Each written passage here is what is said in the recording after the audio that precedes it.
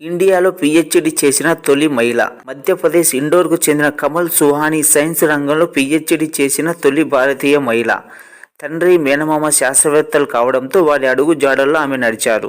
1933లో Bombay university నుంచి chemistry, ఫిజిక్స్లో graduation పూర్తి చేశారు. ఆ తర్వాత బెంగళూరులోని ఇండియన్ ఇన్స్టిట్యూట్ ఆఫ్ సైన్స్లో రీసెర్చ్ చేసి మహిళలకు ప్రవేశానికి ఒక మార్గాన్ని చూపించారు. ఐఐఎస్సి డైరెక్టర్గా ఉన్న డాక్టర్ సివి రామన్ తొలుత ఆమె రీసెర్చ్ ఫెలోషిప్ దరఖాస్తును తిరస్కరించారు.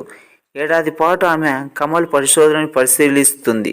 తర్వాత ఆమె అంకితభావాన్ని, పనితీరును నచ్చి రీసెర్చ్ను కొనసాగించడానికి అనుమతించారు. 1933లో సుహాసిని పీహెచ్డీ చేయడానికి ఫెలోషిప్ అర్హత పొందారు. Cambridge university enzyme cytochrome thesis పూర్తి చేశారు.